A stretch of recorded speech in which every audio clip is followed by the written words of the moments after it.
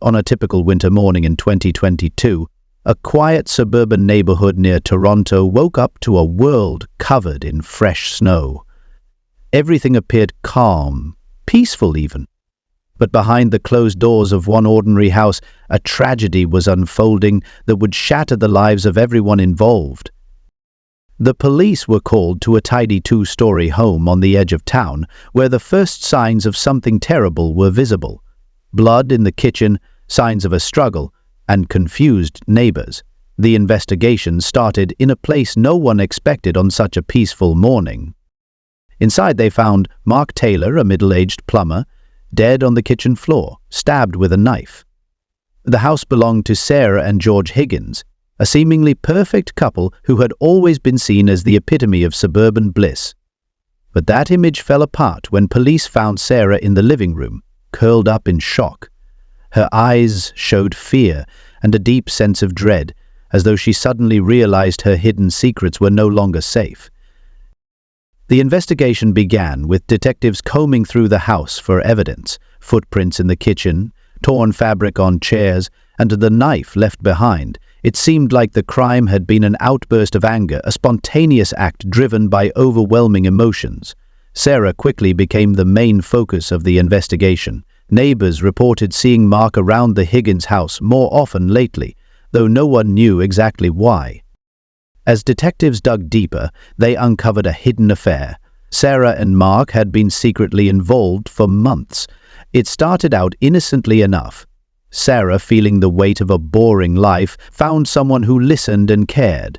Mark, a kind and attentive plumber, became her confidant.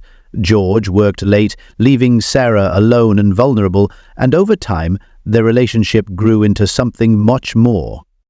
But secrets don't stay hidden forever. When George started to grow suspicious, the tension at home became unbearable. He began to watch Sarah more closely, staying home earlier than usual, and it was clear he suspected something was wrong. The situation became more intense each day, and by the night before the tragedy, it seemed like the breaking point had arrived.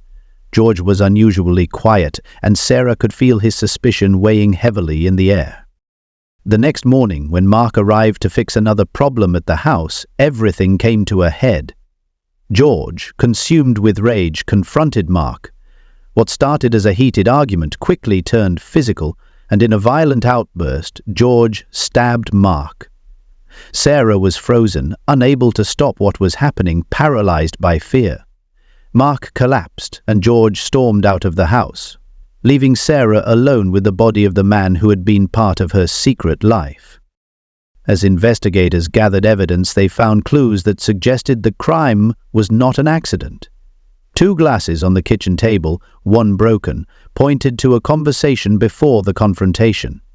The detectives pieced everything together, revealing a story of love, betrayal, and jealousy. Sarah, now at the police station, relived the events, her voice growing quieter with each detail. She spoke about her affair, her guilt, and the collapse of her life. While Sarah answered questions, investigators continued searching the house.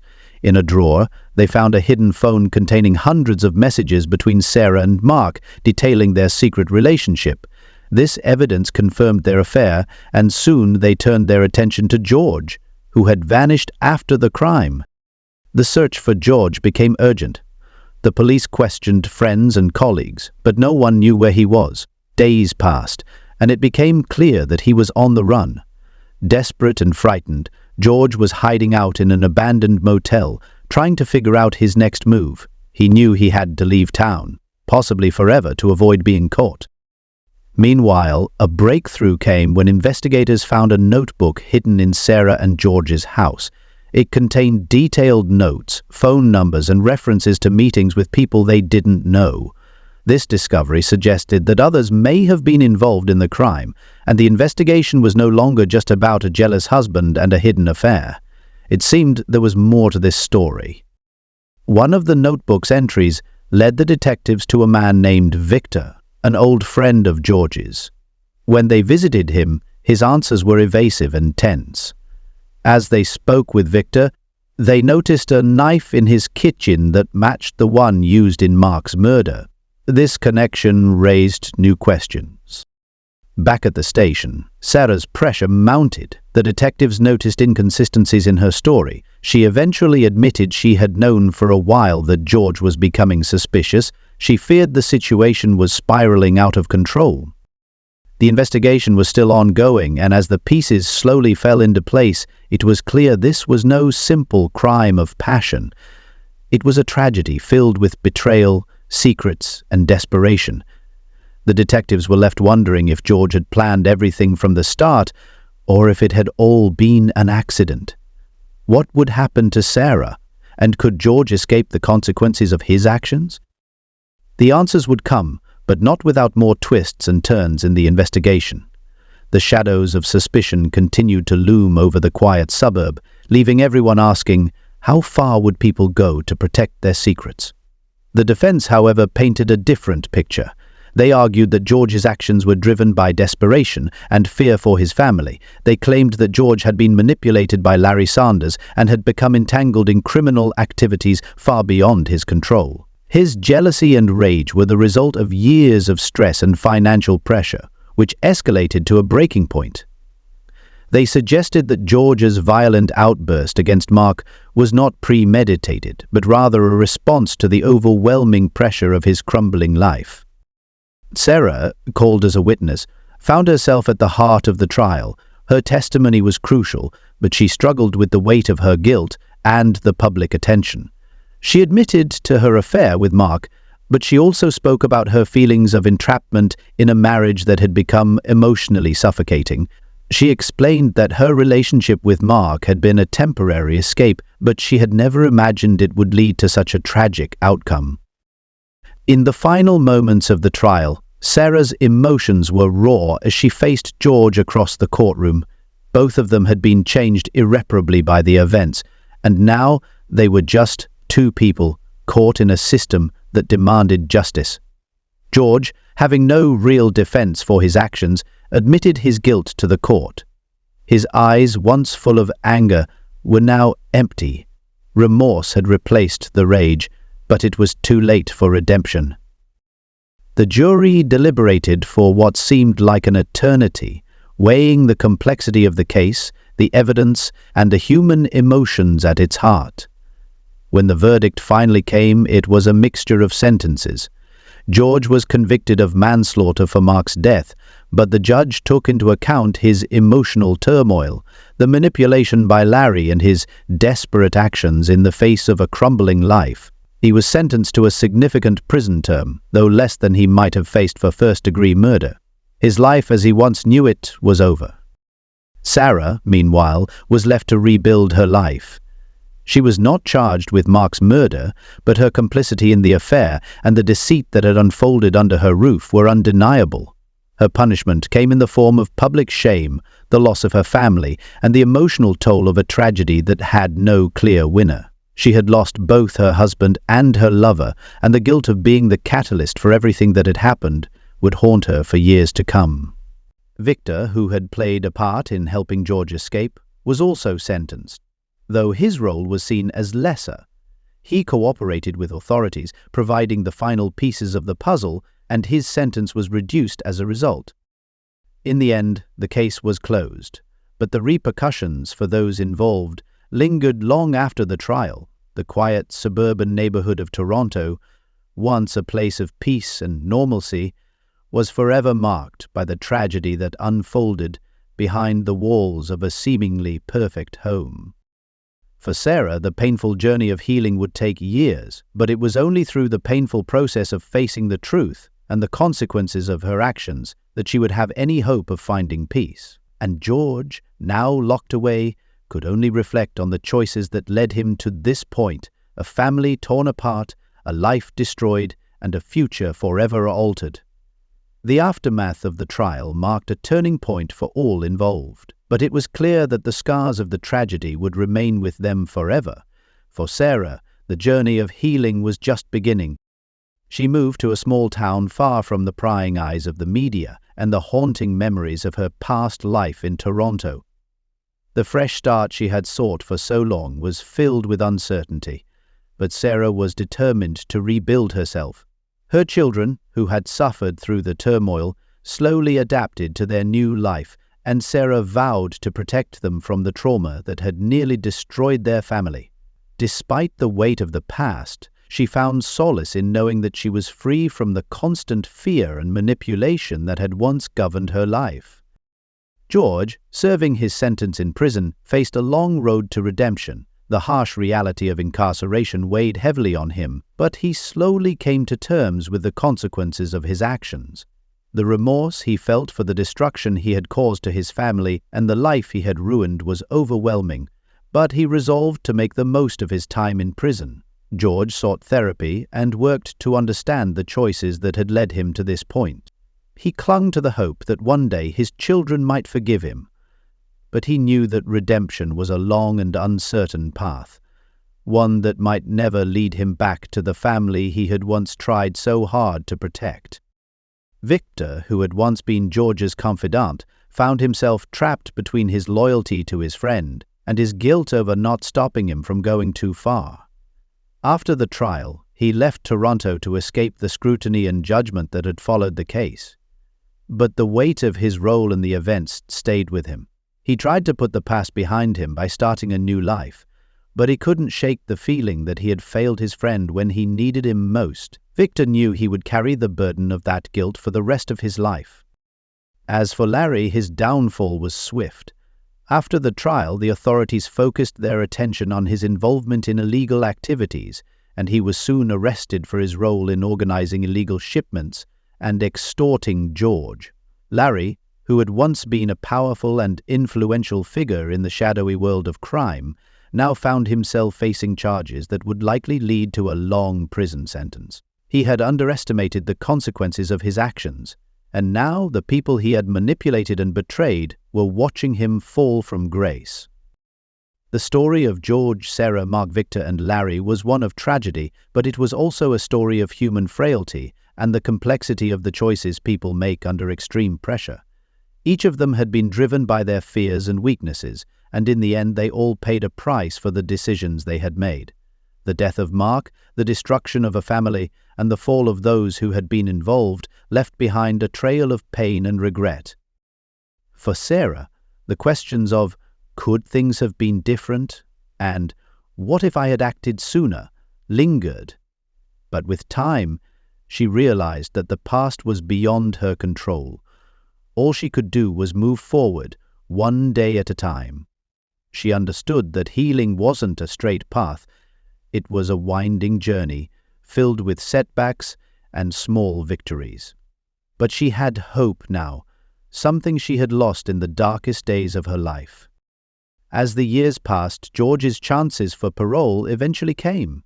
He had undergone therapy, worked diligently to show remorse, and had become a model prisoner. But when the time came for the hearing, he understood that the decision was not just about him. It was about his family, the community, and the people he had hurt. Would they believe he had truly changed? Would his children be willing to forgive him? George knew that whether or not he was released would depend on how others saw him, and he had no control over that. Meanwhile, Sarah's new life continued to unfold in unexpected ways. The weight of the past didn't disappear, but she had learned to live with it. She remained vigilant, always mindful of the fragile peace she had fought so hard to regain. Her children grew older, and while they would never fully understand the events that had shattered their family, Sarah worked to provide them with the stability and love they deserved. It wasn't the life she had once dreamed of, but it was the life she had fought for. The legal case may have concluded, but the emotional and psychological consequences of the tragedy lingered in the lives of everyone involved. The story of George, Sarah, Mark, and the others became a cautionary tale, a reminder of how quickly things can spiral out of control, how fragile trust can be, and how the choices we make, both big and small, can define our futures. And so, life went on. The courthouse doors closed on the case, but the people involved had no choice but to keep living, each with their own path to walk, burdened by the past, yet holding on to whatever hope they could find for the future. The story of George, Sarah, Mark, and the others continued to unfold in ways neither the courtroom nor the trial could predict. While the legal proceedings had come to an official close, the emotional and psychological consequences of their actions lingered. Each of them had been shaped by the events in ways that could never be fully undone, and the road to healing would be long and difficult. Sarah's departure from Toronto was a crucial step in her journey. The city that had once been her home, full of memories of both happiness and heartbreak, became a symbol of everything she needed to escape. She relocated to a quiet town where she could start anew, away from the constant media attention and public judgment. Sarah knew she had to rebuild her life, but the road ahead was uncertain. She fought through the guilt of not having been able to prevent the tragedy, the lingering pain of betrayal, and the fear of the unknown. But her children, who had suffered the most from the turmoil, became her primary source of strength. Sarah was determined to provide them with the stability and love they deserved, even if it meant leaving behind everything she once knew. For George, the prison walls were both a physical and emotional barrier from the world he had known. He struggled with the crushing reality of his actions, the death of Mark, the destruction of his marriage, and the fractured family he had left behind. Each day in prison brought new challenges: loneliness, regret, and the weight of his lost opportunities. But George had made peace with the fact that he could not change the past. What he could do was work toward a future that was as redemptive as possible, should he ever be granted a second chance. His thoughts often drifted to his children, and the hope that one day they might forgive him, that they might understand the depth of his despair and the distorted sense of protection that had driven him to make the choices he did. Victor, haunted by his failure to prevent his friend from spiraling further into chaos, found that no amount of distance could quiet the guilt he carried. His decision to leave Toronto wasn't just about avoiding the media attention. It was about escaping the haunting thought that he could have done more. Every day, Victor questioned his own role in the disaster that had unfolded, and as much as he tried to move on, the memories of that fateful time never ceased to torment him. While he tried to build a new life, the burden of what he had witnessed and been complicit in was a shadow he could never outrun. Larry, once untouchable in his dealings, now found himself the target of both the law and those he had betrayed. His arrest for his involvement in organizing illegal shipments and extorting George was swift, and the realization that he could no longer manipulate those around him hit hard. Larry, who had built his empire on intimidation and deceit, now faced the reality of being on the receiving end of justice. As he stood before the court, Larry's confidence crumbled. He had underestimated how far the consequences of his actions could reach. For Larry, the reckoning had only just begun, and the comfort he once felt in his criminal world quickly dissolved into the uncertainty of prison life. The questions left unanswered, whether George could have acted differently, whether Sarah's actions might have prevented the tragedy, or whether Mark could have walked away from the affair, remained a mystery that would never be solved.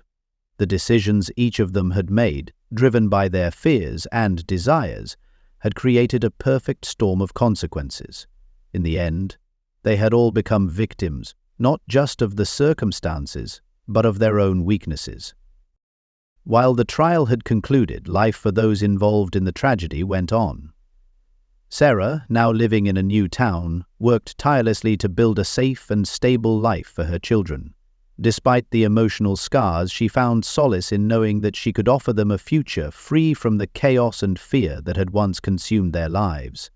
It wasn't a perfect life, but it was hers to shape. And in her heart, Sarah knew that she was finally free from the manipulation, the deceit, and the fear that had defined her existence for far too long. For George, the long years ahead in prison represented both a sentence and a potential path to redemption. Each day he reflected on the choices that had led him to this place, and although he couldn't change the past, he vowed to make his time in prison count. He attended therapy, worked on developing healthier coping mechanisms, and strived to make amends in the only way he could, by accepting responsibility for his actions and hoping for forgiveness from those he had hurt the most. Victor, trying to rebuild his life elsewhere, carried the heavy weight of his own complicity. He knew he could never undo the damage done, but he sought peace by living as quietly as possible, away from the shadows of his past. His attempts to escape the guilt of not stopping George were unsuccessful, and it would take years, perhaps a lifetime, before he could forgive himself. Larry's fall from grace, though public and swift, was also inevitable. He had built his criminal empire on fear and exploitation, and now the law was turning that same fear back on him. His days of dominance were over, and with each passing day, Larry had to confront the realization that he, too, had been consumed by the very system he had sought to control. His time in court was a brief chapter in his downfall, but it marked the beginning of a much longer journey into accountability and consequence. While the trial had closed the legal case, it opened the door to a much deeper reckoning for each of the individuals involved. They would each have to face the long-lasting impact of their actions, not just on the lives of others, but on their own futures. For Sarah, George, Victor, and Larry, the wounds would take time to heal, but they now had a chance to make different choices, to learn from their mistakes and to move forward, however slowly or painfully it might be. And as the years passed, they all carried the lessons of the past with them, learning that while the court had given them a verdict, it was their own lives, their own decisions, that would ultimately shape the kind of future they would have. The story of their tragedy may have been told in the courtroom, but its true resolution would come only in the years that followed. And while none of them could ever undo what had been done, they now had the chance to live with a clearer understanding of who they were and what they had lost. Thanks for watching, and don't forget to subscribe to my channel for more shocking story to come.